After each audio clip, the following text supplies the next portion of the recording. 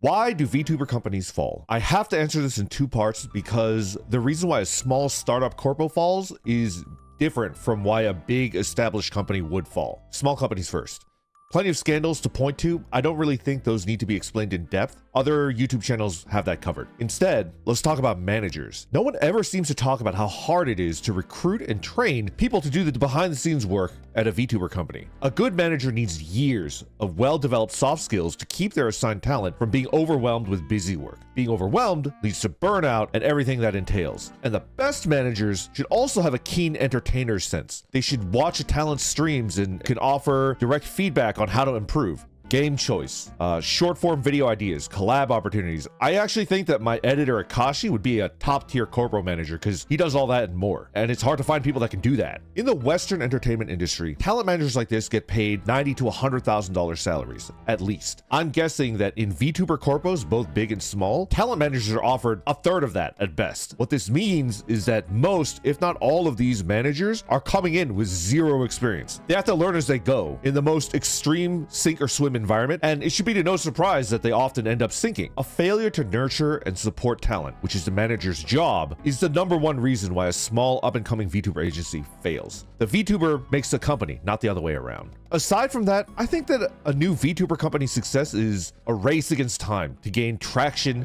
before the talents lose hope. Even with a decent viewership of a couple hundred live viewers, a small corpo VTuber is probably not making a living wage after the company takes its split. On top of that, being a streamer in general does often feel like a pure gamble on the YouTube or TikTok algorithm. Put the two together, you're not making enough money to eat or pay your internet bill without help from your family, and your only shot at making your current gig workout is through sheer luck. This is my personal opinion. The minimum bar that a VTuber company should offer to a prospective talent is the ability to become a full-time streamer right out the gate. If not with a large established fan base, a salary or a stipend. If this is not something that the company can offer, there's very little reason for the VTuber to not just be an indie, especially when there are so many good free models available on Boot. Kind of amazing ones too. Okay, big corpos. Everything I said about small corpos applies to the big ones too, but there are challenges that the largest companies face that the small ones do not, so I'm just gonna focus on that. Off the top of my head, I can't think of a single large VTuber company that's gone out of business yet. I suppose whoever was managing Kizuna eye counts, but if I recall, her IP was sold and shuffled around to multiple sketchy companies over a 3-year period. So that situation probably doesn't count as a large VTuber company as we understand it today. Because there's no real concrete examples, we're gonna do some theory crafting. Let's jump in, huh? I could think of 2 ways that a big corpo would fall. I'll start with the boring way first. Big, successful businesses making tons of money can still go bankrupt. If you're spending more money than you make, it's not sustainable,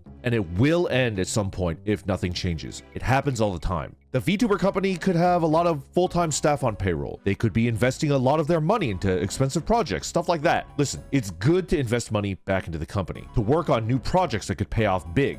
But in the meanwhile, bills still have to get paid. That gap means that a big corpo needs to push increasingly creative or invasive ways to increase revenue. Going down this path also means that only streaming is no longer an option. The company has gambled its future on the development of a new product that is equally profitable or even more profitable than their VTubers. The other, more dramatic way a big VTuber company can fall starts with a question. What or where do you think the value of a VTuber company lies? They don't really own anything, right? They don't really produce a product in-house, at least. They usually outsource their merch projects. It's the brand, right? But what the heck is a brand anyway? The brand of a VTuber company is, in my opinion, the amount of trust that its fan base puts in whatever the company is cooking up. Think about that for a moment. You're probably watching this video because you're a fan of some big VTuber company. You guys are what we're talking about when we're discussing a corpo's brand. You are what makes your favorite corpo valuable. So what makes a big VTuber company fall?